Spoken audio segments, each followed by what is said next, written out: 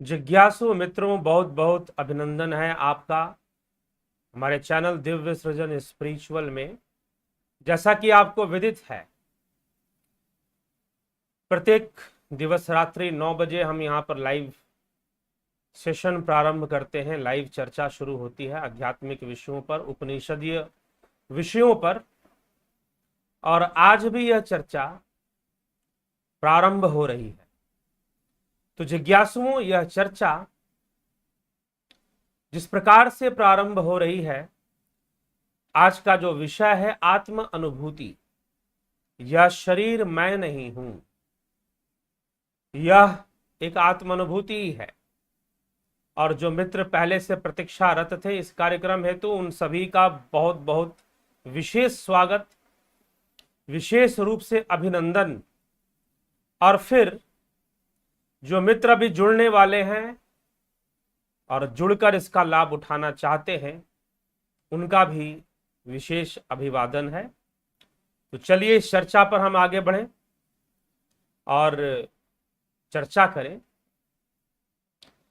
कि यह शरीर मैं नहीं हूं। विषय कठोपनिषद का ही है। कठोपनिषद के दूसरे अध्याय की तृतीय वल्ली पर हम चर्चा कर रहे हैं। तो कठोपनिषद के दूसरे अध्याय के तृतीय वल्ली पर जो चर्चा चल रही है, उसी के अंतर्गत यह चर्चा है। कल कुछ चर्चा हमने देखी थी कि किस प्रकार यह आत्मा ही संसार रूपी वृक्ष का जड़ है, सब कुछ वहीं से उत्पन्न है। संसार रूपी वृक्ष का जो जड़ है वह यह आत्मा ही है। तो ऐसी चर्चा हमने कल की। आगे चर्चा करते हुए जो बातें कही जा रही हैं, आइए उस पर मनन करते हैं। तो कल भी हमने 2 श्लोक देखे थे, वैसे फिर से उन श्लोकों को लेते हैं। जो कहा गया कि अस्य भयात अग्नि तपति, भयात सूर्य तपति, च भयात इंद्र वायु, च पंचमा मृत्यु धावती। अर्थात उस आत्मा के भय से ही अग्नि तपता है, उस भय से ही सूर्य तपता है, तथा इंद्र वायु आदि देवता भी उसी आत्मा के भय से चलायमान है। मृत्यु भी, 5वें मृत्यु देवता जो स्वयं यमराज हैं, वह भी कह रहे हैं उस आत्मा के कारण ही प्रवृत्त हो रहे हैं। धावती, यहां पर धावती शब्द का प्रयोग है, अर्थात दौड़ रहे हैं। ठीक है, भयाती भी शब्द है और धावती भी है। तो भयभीत होकर सूर्य तपता है, अग्नि तपता है, इंद्र चंद्र आदि देवता भी इसी प्रकार से अपने कार्य कर रहे हैं। वायु आदि जो देवता हैं, इंद्र और वायु, यह सब इसी से। इंद्र का अर्थ जो वज्र है, जो बिजली है, जिसे हम कहते हैं, वह बिजली के देवता माने जाते हैं मुख्य रूप से इंद्र, इसलिए इंद्र का बहुत ही महत्व है। तो इंद्र, वायु, बिजली, वायु आदि के जो देवता हैं वह सब भी भयभीत हैं, उस आत्मा से भयभीत होकर कार्य में लगे हुए हैं। और जो मृत्यु देव हैं वह भी दौड़ रहे हैं, वह भी दौड़ रहे हैं, क्योंकि सबके पीछे वह आत्मा की ही शक्ति है। यह फोन काम कर रहा है, टीवी चल रहा है, लैपटॉप चल रहा है, पंखा बड़ी तेजी से घूम रहा है, सब उस बिजली के कारण ही संभव है। वही है जो इनको दौड़ा रहा है, इनको घुमा रहा है, इनको चला रहा है। लेकिन उसके चलाने के पीछे उसकी कोई नियत नहीं है। यह तो वह सब कुछ स्वभाववश ही कर रहा है, वो उससे अपने आप ही हो रहा है, ना कि वो कर रहा है। ठीक, तो यह भय शब्द का प्रयोग यहां पर क्यों किया गया है, आगे के श्लोकों से समझ में आएगा। तो फिर आगे कहते हैं, इह चेतस्कद बोद्धुम प्राक शरीरस्य विश्रसः ततः सर्गेषु लोकेषु शरीरत्वाय कल्पते। कि यदि शरीर का पतन होने से पहले इस मनुष्य शरीर से ही आत्मबोध कर लिया जाए तो ठीक है, परंतु अगर नहीं तो फिर अनेक कल्पों तक नाना लोक और योनियों में शरीर धारण करने को विवश होता है, शरीर धारण करने को विवश होता है।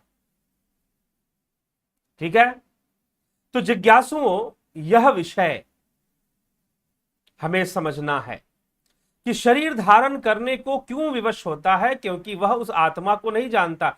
तो भय किसके लिए? अब एक बात यहां पर विचार कीजिएगा कि पिछले 2 श्लोकों में बताया गया कि भय से देवताओं का भी भय बताया गया, उसके पहले के श्लोक में बताया गया किसका भय, कि यह बुद्धि आदि सारे जो है भय के कारण, उस आत्मा के भय के कारण ही कार्यरत हैं। यह जन्म मरण का चक्कर भी उसी के भय से है। तो अब यहां पर कहा जा रहा है कि तुम उस आत्मा को जान लो जिसको देवता भी ना जान पाते, देवताओं के लिए भी जो दुर्लभ हो जाता है, तुम उसको निश्चय ही जान लो। तुम मनुष्य शरीर में रहकर उस आत्मा को जान लो।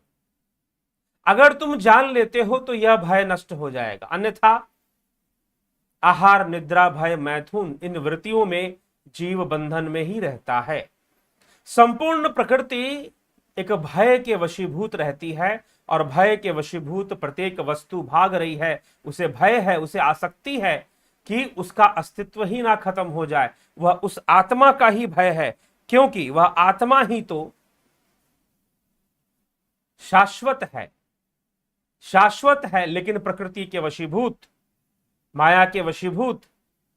जीव खुद को शाश्वत रखना चाहता है, लेकिन उसे विधि नहीं पता कि शाश्वत सुख की प्राप्ति कैसे करनी है, शाश्वत शांति की प्राप्ति कैसे करनी है, किस प्रकार से करनी है, उसे यह पता नहीं है। बस यही उसकी समस्या है और उसी के लिए कहा जा रहा है कि यह मानव जीवन, यह मनुष्य शरीर, यह जो मनुष्य शरीर प्राप्त है ना, उसके माध्यम से ध्यान योग करते हुए, चित्तवृत्ति का निरोध करते हुए तुम जान लो, क्योंकि चित्तवृत्तियों का निरोध हो जाने से वह शाश्वत हमारे सामने हो जाता है। वह शाश्वत हमारे सामने हो जाता है। तो क्योंकि वह शाश्वत तो शाश्वत ही है, बस चित्तवृत्तियां होती हैं, इस कारण से उसे देखना संभव नहीं हो पाता। बिल्कुल वैसे ही जैसे तालाब का पानी मैला है, तालाब के पानी में अनेकों तरंगे उठती हैं कि नहीं उठती हैं? अनेकों तरंगे उठती हैं। अब तरंगे उठने के कारण और मैले होने के कारण जो उसका तल है वह दिखाई नहीं दे सकता, लेकिन जब वो साफ हो जाए, सारी तरंगे शांत हो जाए, एकदम स्टिलनेस एस्टैब्लिश हो जाए, स्टिलनेस आ जाए, तो जब एकदम स्टिलनेस आ जाएगा तो फिर क्या होगा? तालाब का जो तल है वह बिल्कुल साफ साफ दिखाई देगा। तालाब का जो तल है वो बिल्कुल साफ साफ फिर दिखाई देगा। तो वैसे ही वह तो शाश्वत आत्मा सर्वदा ही है, लेकिन जब वृत्तियां शांत हो जाती हैं, जब संस्कारों के मैल कम हो जाते हैं, तो सर्वप्रथम वो प्रतिबिंबित होना शुरू होता है। इसी बात को और अच्छे से समझाते हुए लिखा जा रहा है, यथा आदर्शे तथात्मानि यथा स्वप्ने तथा पितृलोके यथाप्सु परिव ददृश्ये तथा गंधर्वलोके छायात पयोरीव ब्रह्मलोके। अर्थात यथा आदर्शे जैसे दर्पण में वस्तुएं दिखाई देती हैं, तथा आत्मनि वैसे ही शुद्ध अंतःकरण में यथा स्वप्न में भी वस्तुएं स्पष्ट दिखलाई देती हैं, तथा पितृलोके उसी प्रकार पितृलोक में भी जैसे जल में प्रतिबिंबित चीजों की झलक पड़ती है, दिखाई देती है, उसी प्रकार से परमात्मा की झलक सी पड़ती है। परिदृश्ये अभी पूर्ण उपलब्धि नहीं हुई, क्योंकि जल रूपी चित्त विद्यमान है। सब उस चित्त में ही तो प्रतिबिंबित हो रहा है, सब उस चित्त में ही। ये जो तालाब का जो पानी है वो चित्त है, वह मैला होने के लिए और तरंगित होने के लिए सर्वदा तैयार है। उसका निर्माण बुद्धि से देखे जाने वाले अविद्या से है, अहंकार से उसका निर्माण है, वो निर्मित है।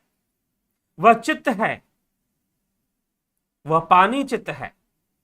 जब तक वह है तब तक पूर्ण तल कहां मिलने वाला है? वह तो प्रतिबिंबित ही होने वाला है। तो उसी प्रतिबिंबित अवस्था के बारे में यहां पर वर्णन किया जा रहा है। यथा आदर्श जैसे दर्पण में, वैसी ब्रह्मलोक में छाया तपयो, छाया और धूप की भांति भी इस प्रकार से यह एक उपमा दी जा रही है। एक उपमा, उपमा क्या? उपमान प्रमाण, उपमान प्रमाण। अर्थात किसी ने पूछा कि नील गाय कैसी है, तो उसने गाय को दिखाया, देखो गाय जैसी होगी लेकिन गाय नहीं है। उपमान प्रमाण, प्रमाण व्यवस्था में मीमांसा शास्त्र के अंतर्गत जो हम प्रमाण व्यवस्था पढ़ते हैं, या न्याय दर्शन के अंतर्गत, गौतम ऋषि का जो न्याय दर्शन है उसके अंतर्गत जो हम लॉजिकल सिस्टम को जो हम पढ़ते हैं, द एपिस्टेमोलॉजी जिसको हम कहते हैं ज्ञान मीमांसा, जो उसमें क्या चीजें आती हैं, प्रत्यक्ष, अनुमान, उपमान, शब्द, अर्थापत्ति, अनुपलब्धि, इस प्रकार से 6 प्रमाणों का वर्णन वेदांत और मीमांसा में माना गया है। 6 प्रमाणों को स्वीकार किया गया है वेदांत शास्त्र और मीमांसा शास्त्र, इन 2 शास्त्रों में। 5 प्रमाणों को न्याय ने स्वीकार किया है, 6 को सांख्य ने 4 स्वीकार किए हैं। तो इस प्रकार से ये प्रमाण व्यवस्था, एपिस्टेमोलॉजी कहते हैं, इंडियन एपिस्टेमोलॉजी, या फिर प्रमाण शास्त्र भी कहते हैं, तर्क शास्त्र भी कहते हैं। तो उपमान, उपमा देकर कोई बात को बताना, जैसे कि नील गाय कैसी होती है, तो बताया गया नील गाय गाय जैसी होती है। तो क्या गाय होती है? जी नहीं, गाय नहीं होती, वो गाय नहीं है। लेकिन गाय जैसी, उसका मुख जो है गाय के आकार का होगा, लेकिन जो शरीर है वो घोड़े जैसा ज्यादातर लंबा पाया जाता है, और दौड़ने और उछलने का स्टाइल भी लगभग घोड़े और घोड़ियों जैसा ही, बहुत तेजी से दौड़ते हैं। तो एक उपमा कि भाई उसकी शक्ल गाय जैसी मिल रही है, गऊ से ज्यादा मिलती है, और नीले रंग की उसकी जो चमड़ी है उसके ऊपर नीले रंग की छाई होती है, ब्लूइश, ब्लूइश उसका स्किन जो होता है, ऊपर का जो उसका चमड़ी ऊपर की जो है वह नीले रंग में आ जाती है, इसीलिए गाय जैसी शक्ल है वो, लेकिन वो गाय नहीं है, लेकिन वो गाय नहीं है। तो एक उपमान प्रमाण, एक उपमा देकर बातों को समझाना, ठीक है। तो यहां पर वही काम किया जा रहा है, क्योंकि शब्दों में, श्लोकों में, बातों में, विचारों में तो ऐसे ही बताया जा सकता है ना, वो तो ऐसे ही बताया जा सकता है। तो फिर वही कहा जा रहा है कि जिस प्रकार से दर्पण में कोई वस्तु दिखाई देती है, अब आप मान लो कि एकदम दर्पण में, जैसे हम दर्पण में किसी चीज को देखते हैं, बिल्कुल वैसे का वैसे ही आत्मा का दर्शन होता है, बिल्कुल वैसे का वैसे ही ब्रह्म दर्शन होता है, तो मामला यही बिगड़ जाएगा सब। उपमा दिया जा रहा है, बस एक संकेत दिया जा रहा है, एक सिंबल दिया जा रहा है कि जैसे दर्पण में वस्तु, जैसे स्वप्न में चीजें दिखती हैं, जैसे इन नेत्र, अब दर्पण में वस्तु तो इन नेत्रों से दिखाई देती है ना भाई, इन आंखों से दिखाई देती है, ठीक है। तो जैसे हमें चीजें दिखाई दे रही होती हैं, जैसे स्वप्न में भी कई चीजें हमें दिखाई दे रही होती हैं, एकदम सामने, प्रत्यक्ष, स्पष्ट दिखाई दे रही होती हैं। स्वप्न तो स्वप्न तब बनता है जब हम नींद से जाग जाते हैं, उसके पहले वो स्वप्न नहीं होता, उसके पहले वो हमारा सत्य होता है। जब हम स्वप्न देख रहे होते हैं वो हमारा सत्य होता है, ना कि वो स्वप्न होता है। वो बनता स्वप्न तब है जब हम जाग जाते हैं। इसीलिए गोस्वामी जी ने कहा कि जो सपने सिर काटे कोई बिन जागे दुख दूर ना हुई। जो सपने सिर काटे कोई, संसार का दुख कैसा है, जैसे स्वप्न में कोई सिर काट रहा हो, और बिन जागे, बिना जागे तो दुख दूर होने वाला ही नहीं है। तो इस प्रकार से वर्णन यह किया जा रहा है कि जैसे दर्पण में हम वस्तुओं को देखते हैं, जैसे स्वप्न में हम चीजों को देख रहे होते हैं एकदम साफ स्पष्ट, वैसे ही वो आत्मा भी तुरिया में, ध्यान में प्रतिबिंबित होता है। कब प्रतिबिंबित होता है?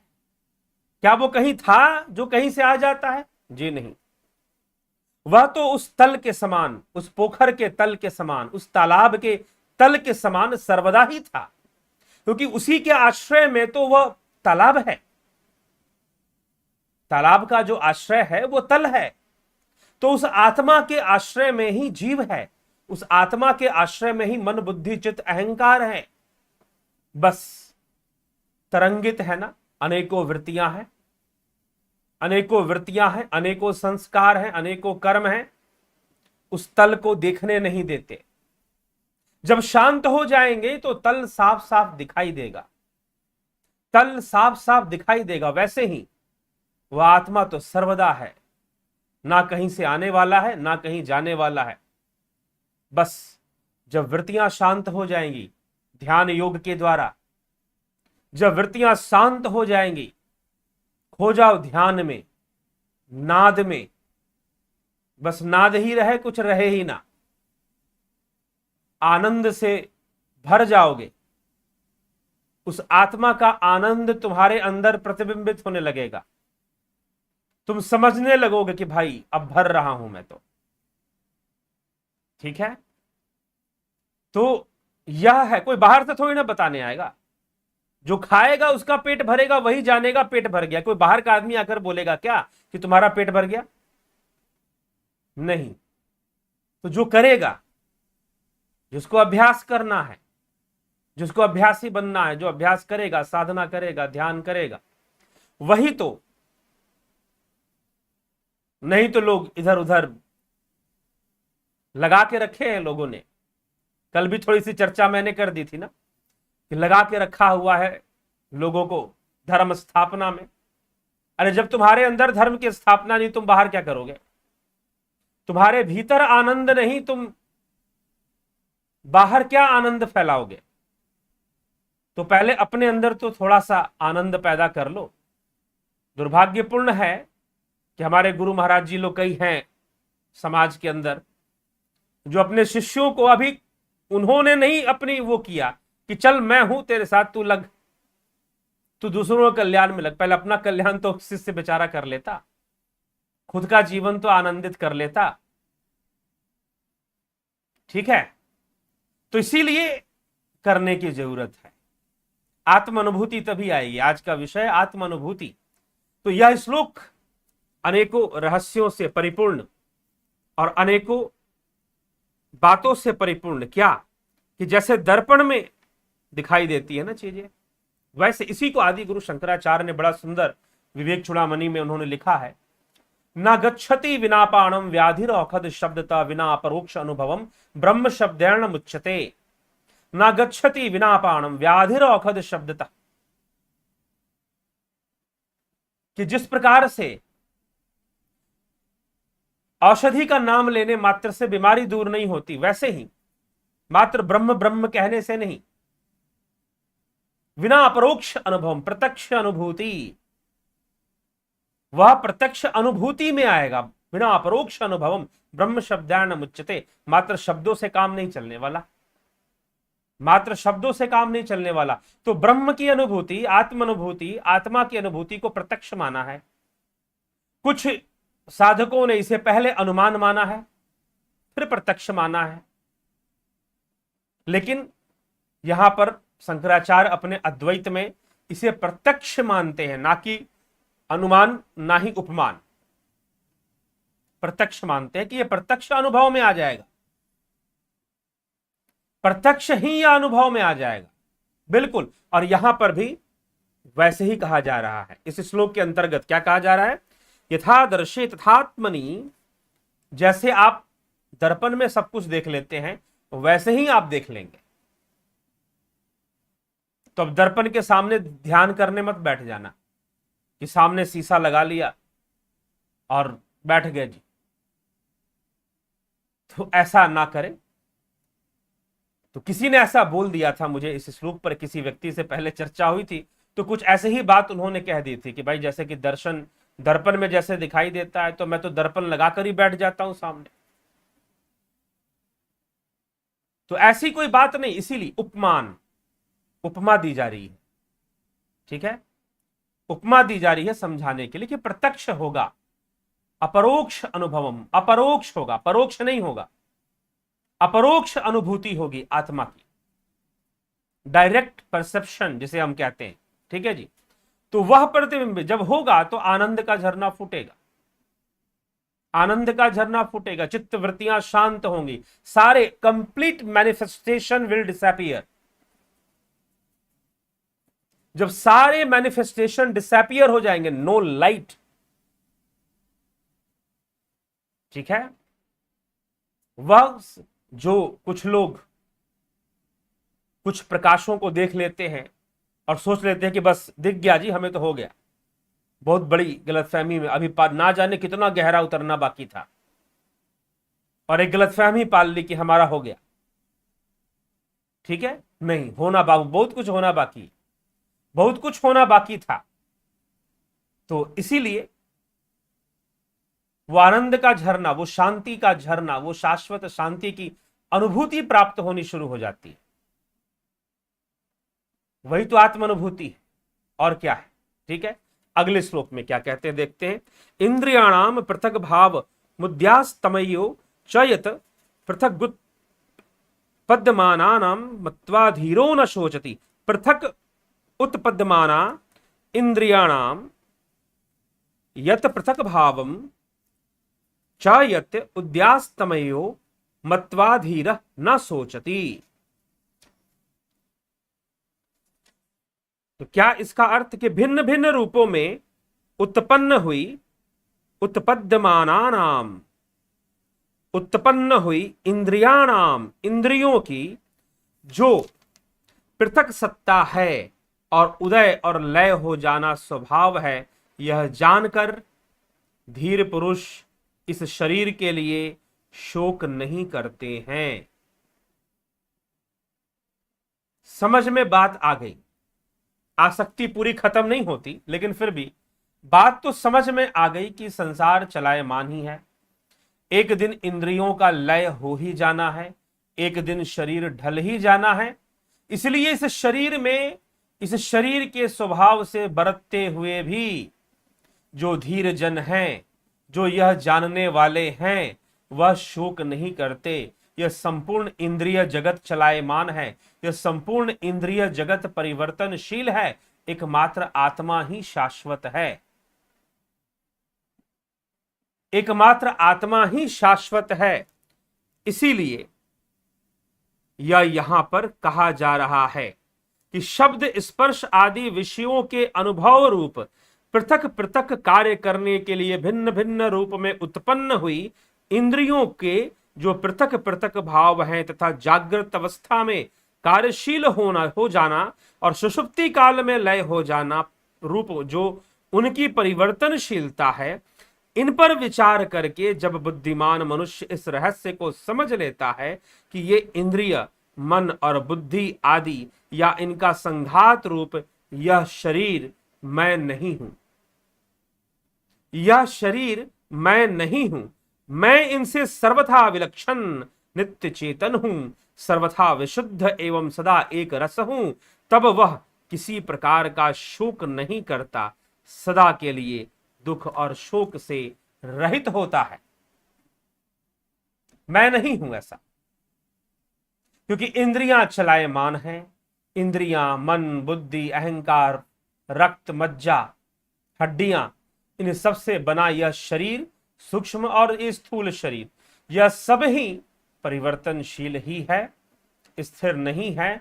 इसीलिए मैं तो शुद्ध आत्मा, शुद्ध चेतना आत्मा, शुद्ध चेतना ही तो आत्मा है। तो चेतना और शुद्ध चेतना, बस बिल्कुल वैसे ही। तो जब हम उसको जान लेते हैं, देख लेते हैं, अनुभवगम्य हो जाता है,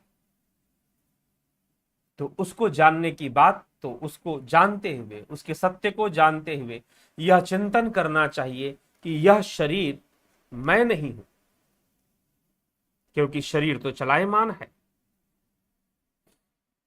ठीक है, तो चलिए मित्रों, आज तक की चर्चा इसी श्लोक तक।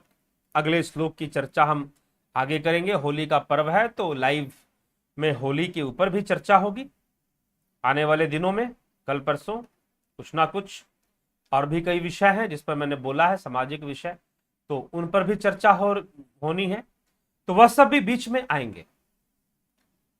तो जिज्ञासुओं, ये चर्चा आत्म अनुभूति को समझाने के लिए कुछ श्लोक जो लिखे गए उस पर हमने चर्चा की, उसके द्वारा हमने समझने का प्रयास किया कि आत्म अनुभूति कैसे है, किस प्रकार से है। ठीक है, तो इसीलिए आइए चलते हैं, चर्चा करते हैं। आपके प्रश्नों कमेंट पर गुमान सिंह जी हे महात्मन प्रणाम। मैं हमेशा इस बात पर दुविधा में पड़ जाता हूँ, सतयुग त्रेता युग द्वापर में जब राक्षसों ने आतंक मचा दिया, अब तो कलयुग चल रहा है, आज के राक्षस किस रूप में है?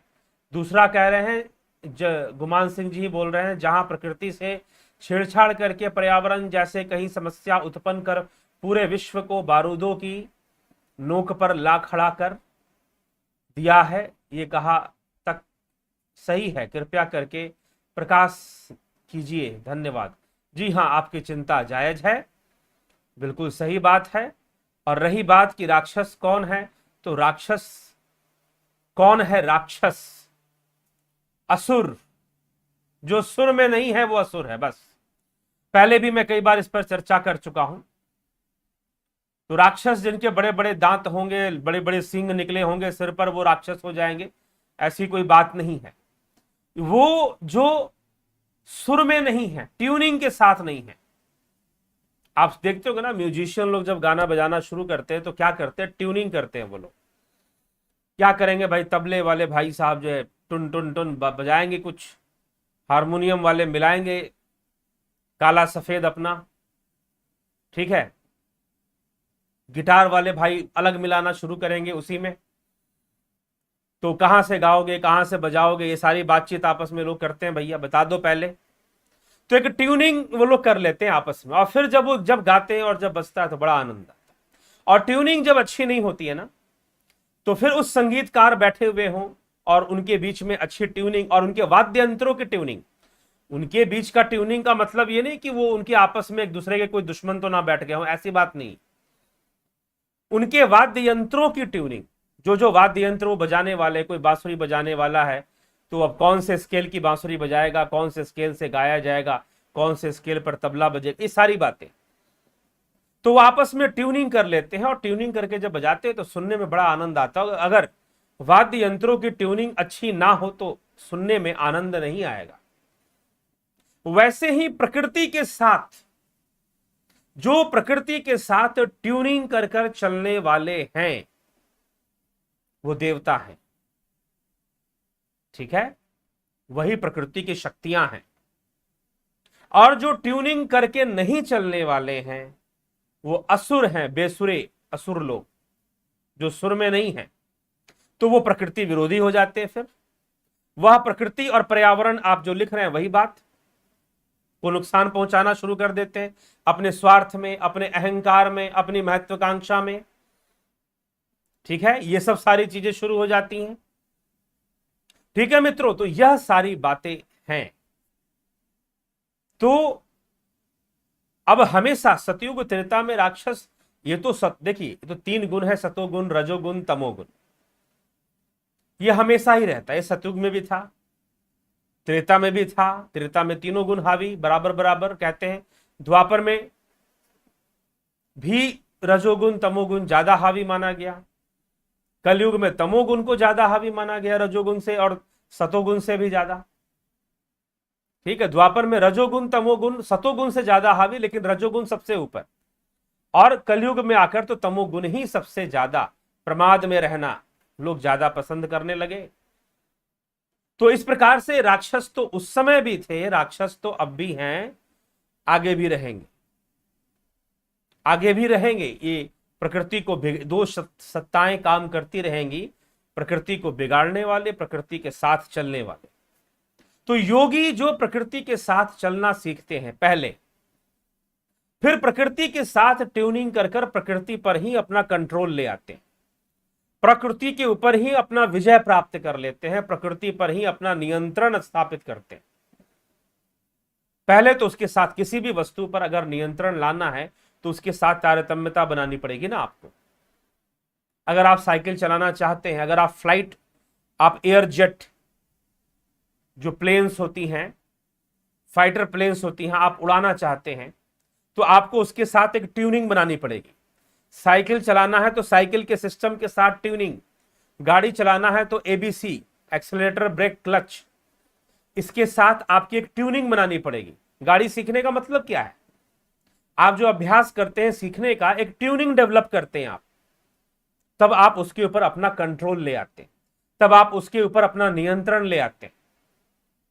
ठीक है, बस यही है। और जो ऐसा ट्यूनिंग नहीं करना चाहते, सोचते कि हम तो जैसे मर्जी तैसे अपना जिएंगे, अपना जैसे मर्जी तैसे रहेंगे, अपने कुछ भी कर्म करेंगे, जो पाप बिना विचार किए, अपने सुख के लिए किसी को दुख भी देंगे, कुछ भी बिगाड़ भी देंगे, कुछ भी कर लेंगे। और कुछ लोग इतना ट्यूनिंग बिगाड़ते हैं तो एक तो पाप करते भी हैं और ऊपर से अपने पाप को ही पुण्य साबित करने में लगे रहते हैं, पर्दा डालने में लगे रहते हैं।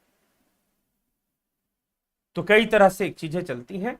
तो ये नेचर है, प्रकृति है, ये बना के रखती है, अपने द्वैत को बना के रखती है। वो सर्वदा द्वैत पूर्ण है, द्वैत रूप है। तो इसलिए ये चलता रहता है और ये चलता ही रहेगा। और योगी का लक्ष्य, मनुष्य का लक्ष्य, योग का लक्ष्य यही है कि इसी पर विजय प्राप्त करना, इसी से ऊपर उठना। ठीक है। जयंती दत्ता, ओम नमः शिवाय जी। गुरु जी, जड़ से बढ़कर प्राण है, प्राण से बढ़कर मन, से बढ़कर बुद्धि, बुद्धि से बढ़कर विवेक, विवेक से बढ़कर चेतना और चेतना से बढ़कर आत्मा। ठीक है, ठीक है, अच्छी बात है। वह आत्मा ही परमात्मा स्वरूप है।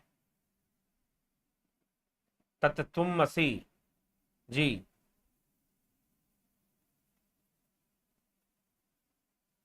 हम सब एक ही तत्व में समाये हुए, अलग अलग रूप में आडंबर हटेगा तो आश्चर्य तो होगा ही, पर आनंद भी आएगा। बिल्कुल, बहुत सुंदर वाक्य लिखा आपने, महेश मकवाना जी। बलदाऊ नाथ योगी जी, प्रणाम जी। आपको भी प्रणाम। महेश राम पिस्ता जी, ओम नमः शिवाय।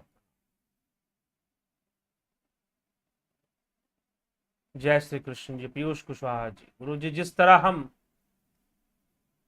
परमात्मा को चाहते हैं, महसूस करते हैं, क्या परमात्मा भी हमें वैसे ही चाहता है और महसूस करता है? उसके लिए कुछ महसूस और चाहने के लिए कुछ है नहीं।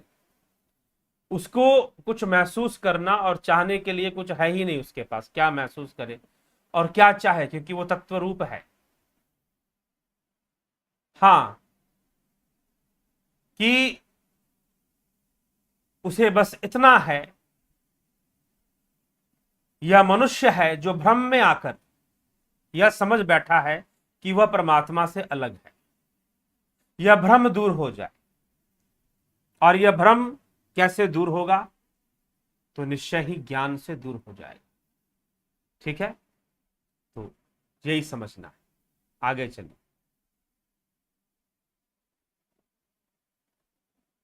जय श्री राम। अतुल कोल्हे जी, अनिल कपूर जी, हरि ओम तत्सत। हरे कृष्णा। मलिक दीप्तिमयी, हरे कृष्णा जी। भूप सिंह खीचर जी, राम राम। जय श्री कृष्ण। विठल भाई पटेल जी,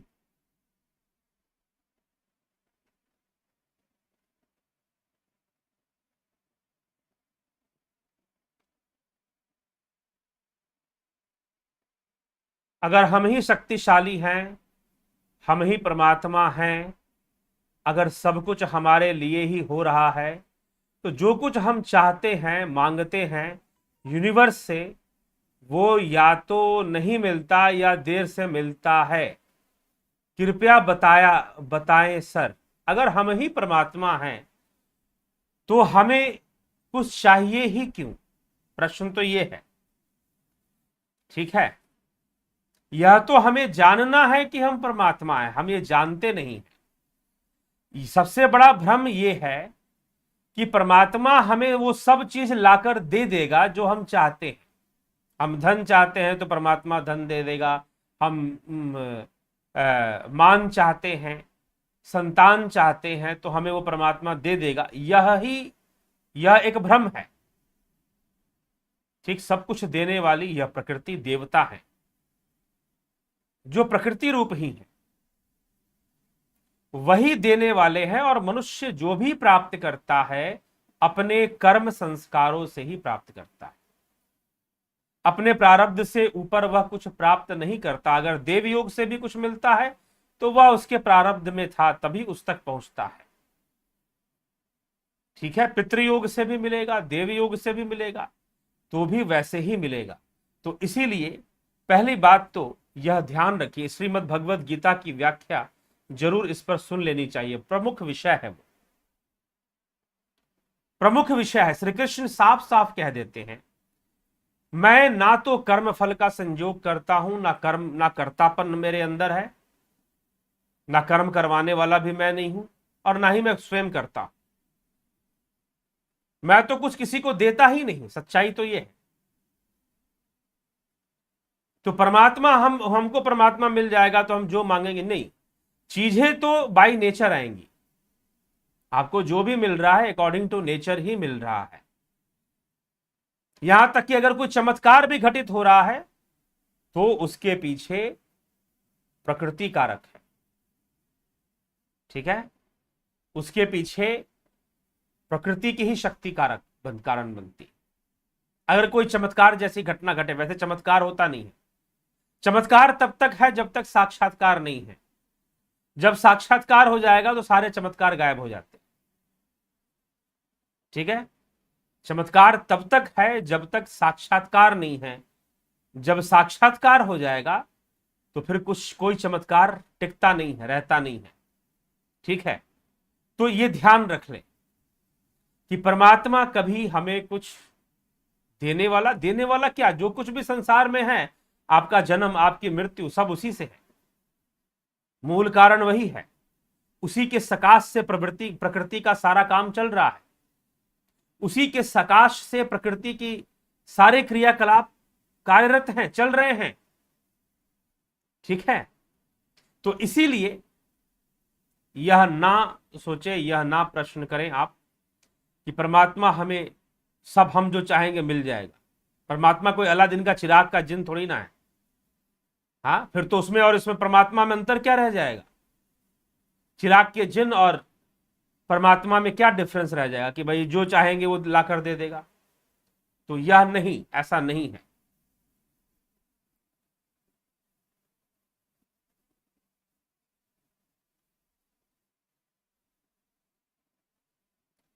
मानव शरीर में ब्रह्मरंध्र के अलावा 11 और 12वां द्वार कहां आए, कृपया मार्गदर्शन करिए। कहां से 12 द्वार, कहां से? उपनिषदों में 11 द्वार की चर्चा है, वह इंद्रियों पे आधारित है फिर, ठीक है, वो हमारे शरीर के इंद्रियों पे आधारित है। ये 12 द्वार की चर्चा कहां पर है, जो आप 12 भी लिखे हुए, ठीक है, उसमें तो इंद्रियों की चर्चा लेते हुए ज्ञान इंद्रियां, 5 कर्म इंद्रियां, मन, इन सब को लेकर 11, यह एकादश है, ठीक है। इन सब को एक ही वृत्ति में, एक ही भाव में लय रखना एकादशी है, ठीक।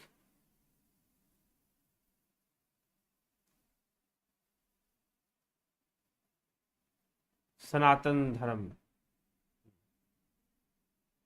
देशबंधु शर्मा जी, जी हाँ, जय नारायण जांगीर जी। देश में सभी संतों का उपदेश प्रवचन में यही बताते हैं कि जिव्या से राम, राम से हरि कीर्तन से रमण, रमणम राम, राम 3 साधना है क्या?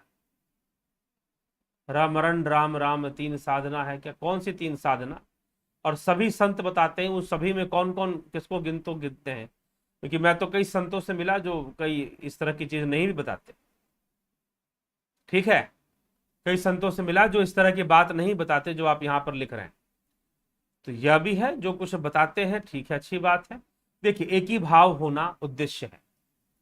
आप कई तरीके से हो सकते हैं, एक ही भाव माना जाता है, ऐसा मंत्रों से भी, राम नाम से भी। और यहां पर पतंजलि योग के आधार पर हमारे जुपिटर मेंबरशिप, सन मेंबरशिप में एक पद्धति साधना की दी गई है, एक ही भाव होने के लिए ही दी गई, ताकि अंतर अनुभूति आदमी कर सके, आत्म अनुभूति कर सके, ठीक है।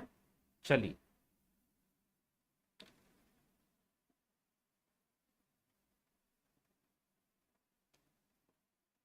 क्या जब हम खुद को भी ना देख सकें और व्याप्तता के आनंद में हो जाते हैं, समय लगता है, रुक गया है, ऐसा अनुभव के बारे में? हाँ जी हाँ, अच्छा अनुभव अगर ध्यान में होता है तो अच्छा अच्छा अनुभव, उच्च कोटि की अनुभूति है। मार्ग पर बने रहें, बहुत कुछ प्राप्त होगा, ठीक है। तो ऐसे अनुभव के बारे में आपका विचार प्रकट, ऐसे अनुभव के बारे में यही विचार है कि अच्छा अनुभव है, अनुभव होने चाहिए। अब अनुभवों की कोई विशेष इसमें व्याख्या करने का कोई मतलब नहीं है, क्योंकि शब्दों से स्वाद प्रकट नहीं होता, आनंद प्रकट नहीं होता। मैं मिठाई का नाम ले लूं यहां पर, तो मिठाई का नाम लेने से आपका मुंह मीठा नहीं हो जाएगा। मैं कितना भी यहां बोलता रहूं, अरे बड़ा स्वादिष्ट है, इतना स्वादिष्ट है, उतना क्या आनंद आने वाला आपको? तो अच्छा अनुभूति है, इसके अलावा और कुछ नहीं कहा जा सकता। लगे रहें, ऐसी अनुभूति प्राप्त कर रहे हैं, मार्ग पर आगे बढ़ते रहें, ठीक है, यही कहा जा सकता है।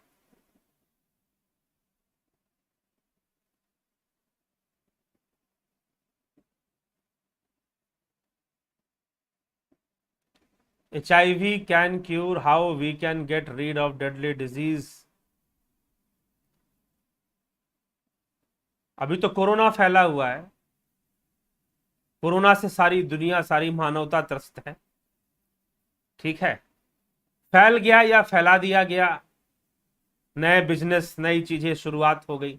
ऐसी HIV के टाइम में भी बहुत कुछ नया शुरू करने की कोशिश की गई थी, ठीक है जी। तो HIV is deadly disease, take precautions, ठीक है, टेक प्रिकॉशंस।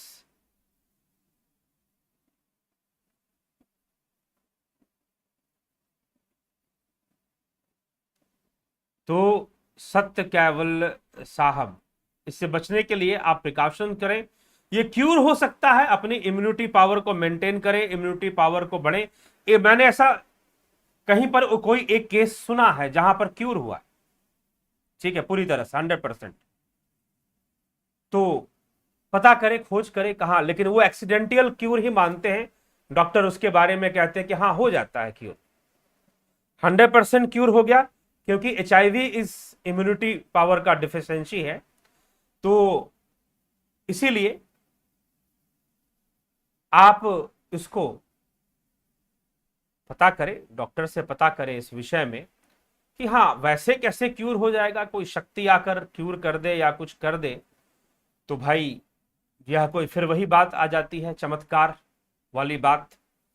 तो वो कैसे क्यूर हो जाएगा? इस तरह से, इस तरह से वो क्यूर अगर आप किसी को जानते हैं कर दे तो अच्छी बात, ठीक है जी। चलिए,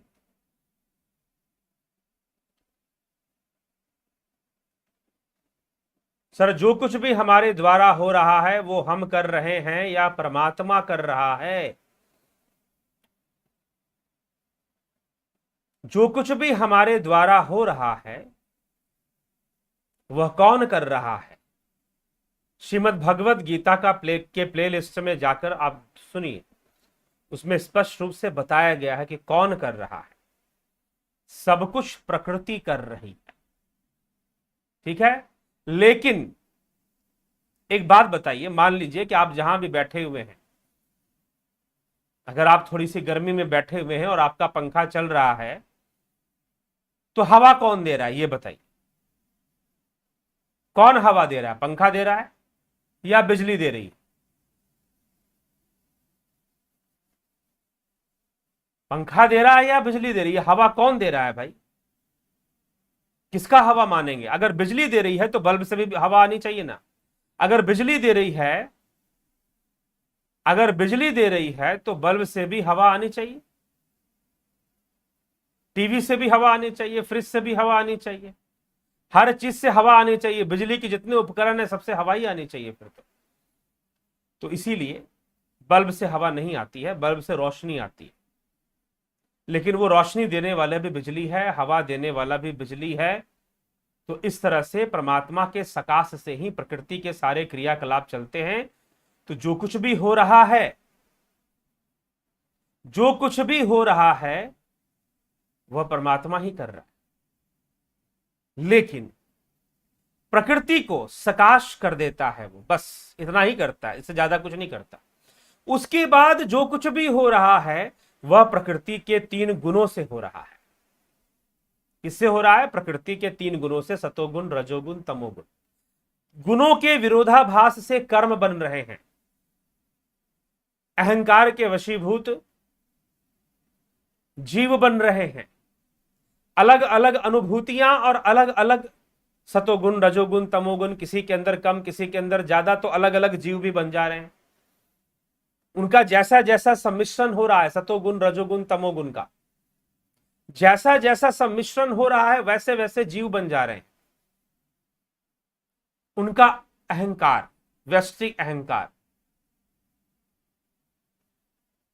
व्यष्टि को प्राप्त होकर अलग अलग जीव के रूप में अलग अलग मनुष्य, अलग अलग दूसरे जीव, अन्य योनियों में रहने वाले जीव आ जाते हैं।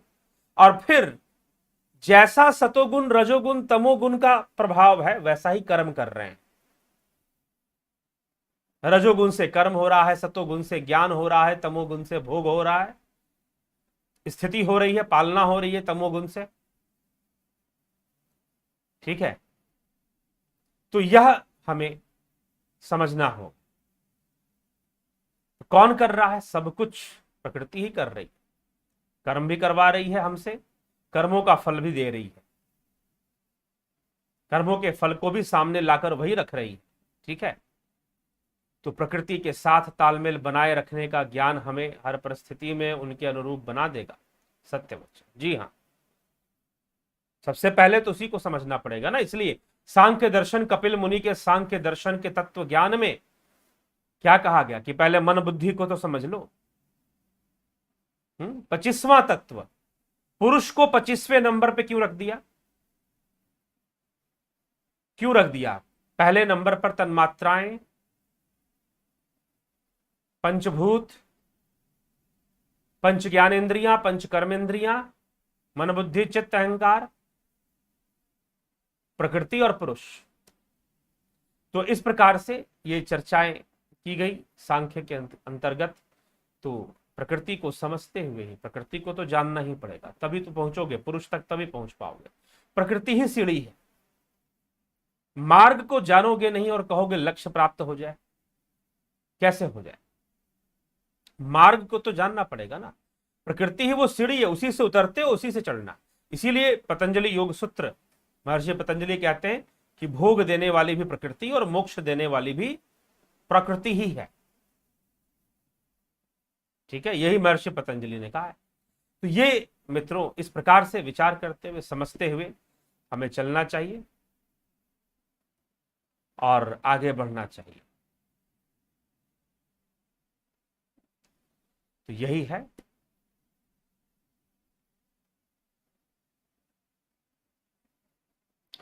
गुरुजी, अगर हम सिर्फ दृष्टा बन जाएं तो हमें कोई कर्म नहीं का प्रभाव नहीं पड़ेगा। हम दृष्टा बनना ही तुरीय अवस्था है। दृष्टा बनना मात्र कहने सुनने की बात नहीं कि हम दृष्टा बन गए, तो कोई एक सेकंड की बात नहीं कि चलो जी हम दृष्टा बन गए, ऐसा नहीं होता। इसीलिए तो श्री कृष्ण भगवान ने अर्जुन से कह दिया कि भाई कर्म तो होगा। क्या कहा 3रे अध्याय के अंदर श्रीमद् भगवत गीता? क्या कहा भगवान ने? नहीं कश्चित क्षणमपि जातु तिष्ठत्य कर्म कृत कार्यते हयवशः कर्म सर्व प्रकृतिर्जैर गुणे। निसंदेह कोई भी मनुष्य किसी भी काल में क्षण मात्र भी बिना कर्म किए नहीं रह सकता, क्योंकि सारा मनुष्य समुदाय प्रकृति जनित गुणों द्वारा परवश हुआ कर्म करने के लिए बाध्य है। इसीलिए हे अर्जुन, तू संकल्प ले और निष्काम भावना से कर्म कर। निष्काम हो जाना चाहिए, इसका अर्थ ये दृष्टा होने का भी तात्पर्य है कि निष्काम हो जाना चाहिए, दृष्टा भाव से ही करना चाहिए। बिल्कुल सही बात है, लेकिन पूर्ण रूपेण दृष्टा भाव आए, इसके लिए ध्यान, योग आदि अभ्यास के द्वारा ही संभव हो पाता है।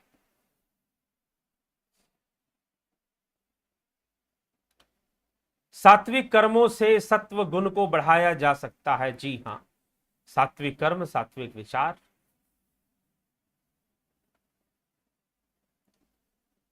क्या संसार अनादि अनंत है? प्रकृति अनादि अनंत है, संसार नहीं।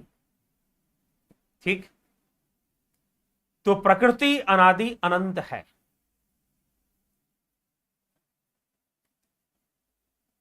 तो संसार परिवर्तनशील ही है। यह परिवर्तन का नियम ही प्राकृतिक नियम है।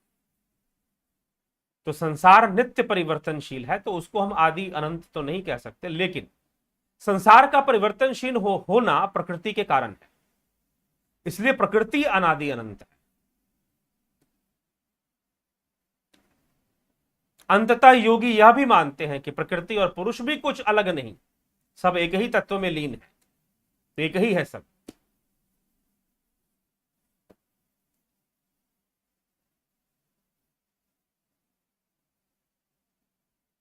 आपकी हर बात में दूसरी बार सुन रहा हूं, ऐसा प्रतीत होता है। जी, अच्छी बात। चलिए मित्रों, इसी के साथ विराम दूंगा। बहुत बहुत आभार आप सभी का। और इसी के साथ आज के इस लाइव सेशन को यहां पर हम विराम देते हैं और कल फिर लाइव चर्चा लेकर अवश्य ही। वैसे तो कल त्योहार का दिन है, तो चलिए अच्छा आया, बोलते बोलते ध्यान आ गया, इसलिए मैं आपको ये सूचना भी दे दूं कि कल त्योहार का दिन है, तो शायद कुछ इधर उधर समय हो जाए, लेकिन फिर भी प्रयास रहेगा कि अगर 9 बजे नहीं तो 10 बजे लाइव सेशन का टाइम रखेंगे, लेकिन लाइव ही करेंगे। जो करेंगे शायद रिकॉर्डिंग डालने का शायद प्रयास ऐसा रहे। अगर लगा कि 10 बजे तक भी आपके सामने नहीं आ सकते हैं तो फिर रिकॉर्डिंग पहले ही आपको मिल जाएगी, ऐसा हो जाएगा। अन्यथा लाइव ही आने का प्रयास किया जाएगा। ठीक है, तो बहुत बहुत आभार आप सभी का जुड़ने के लिए, बनने के लिए। जुड़े रहें, बने रहें। आपको इस चैनल की गुणवत्ता श्रेष्ठ लगती है तो निश्चय ही शेयर भी किया करें। ठीक है, शेयर भी किया करें। बहुत बहुत आभार सभी का।